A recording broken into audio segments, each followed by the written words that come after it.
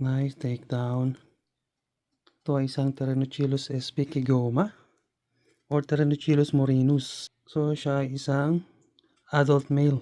So kakamature niya lang nung May 25, 2024. Yun yung kanyang ultimate molt.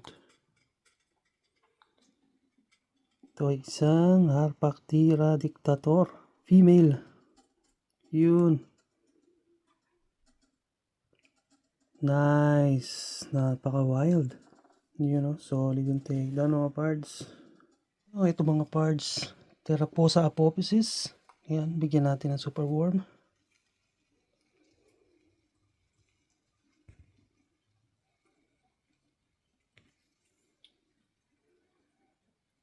Medyo malayo.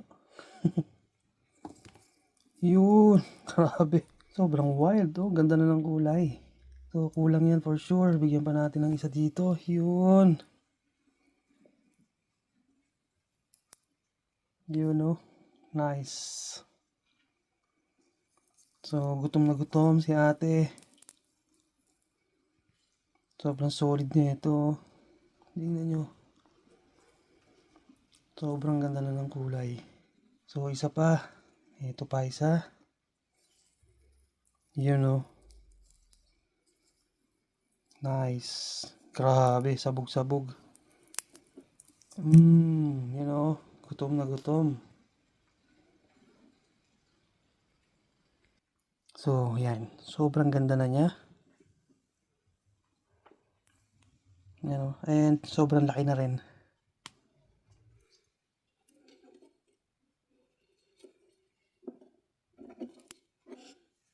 Nice.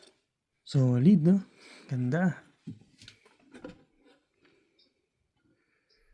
Napaka-balbon. Puro balahibo.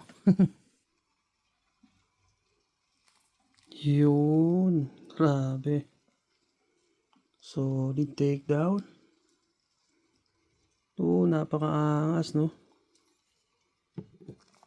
Oops. Ang bilis. So, napaka-skittish niya. Yun. Dali.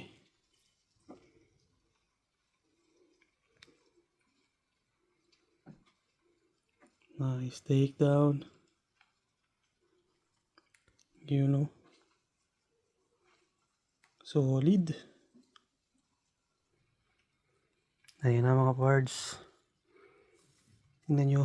Wow. Sobrang ganda niya. Napaka-solid ng takedown. Oh. Ang ganda-ganda nito. Wow.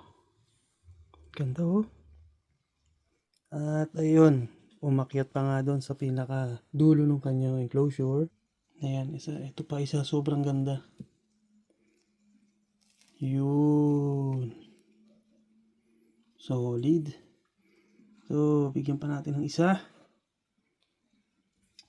Napakaganda na itong gagamba na to. Wow. Wow. Napakaganda. Perfect yung coloration, pati yung ano, yung design ng kanyang carapace. Yan mga parts. Napaka-astig.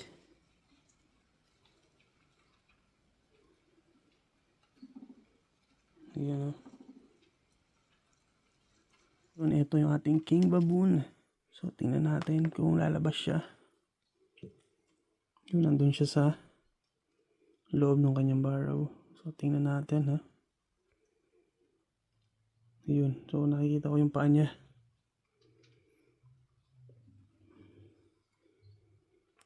And ayun. Dito din pala. Meron din siya ng isang entrance dito. At ayun. Teka. Nag-iiba ng direksyon yung pagkain. Yun. Uy, nahulog. Oh no, nahulog.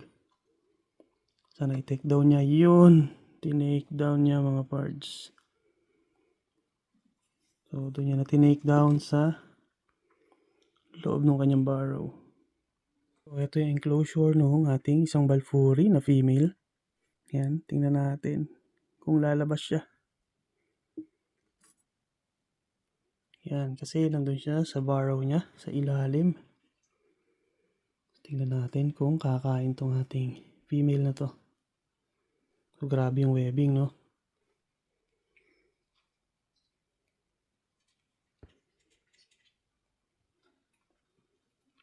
Yun, papasok yung superworm. Ayun, tinake down siya doon. Naku, medyo malabo na.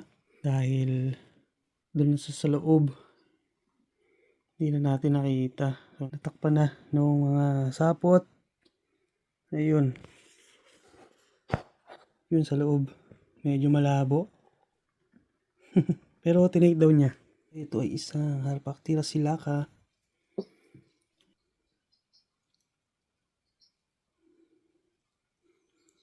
Take down na yan. Oo, sobrang ganda. Uy, ayaw niya. Siguro pre-molt na to. Pre-molt na siguro. Itong ating silaka. Kaya yan, tanggalin natin. Yun, ito pa isang napaka-solid to make down mga parts. Subukan natin kung take down siya ngayon. Yun o. Wow, grabe. Sobrang bilis. Napakaganda niya. At kulay bronze. Yung kanyang kulay. Napaka-solid nito. Look at that coloration. Sobrang solid. Yun o. Dali. So, ito yung ating Meridionalis. Yung enclosure niya, medyo nagkakaroon ng mga molds. Kailangan natin itong palitan ng substrate soon. Ayan.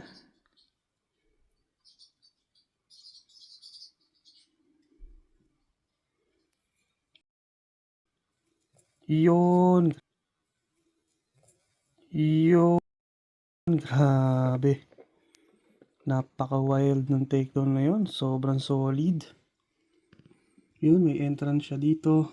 And may entrance din siya dito. Diba? Napaka-astig. Nice. Yun. Napaka-cute naman. Laki-laki ng abdomen. And napaka-solid din ng takedown niya. Yun o. Cute.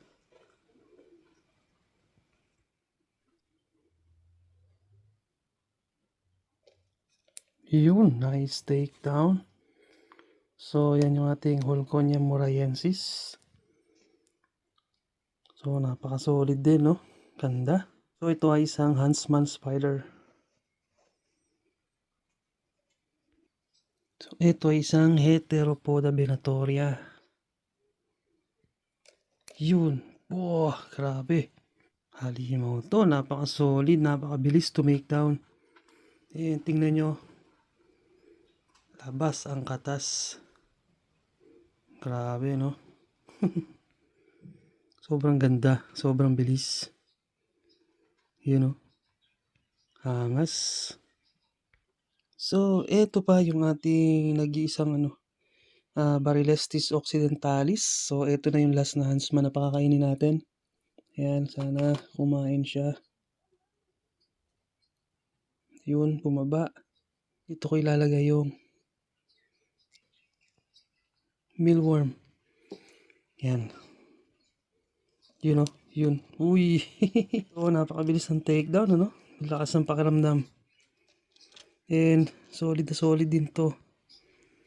Yun, medyo malabo lang dahil nasa loob siya ng enclosure. Pero astig. Yan, solid. Ganda ng kulay. Medyo may pagka-camouflage siya.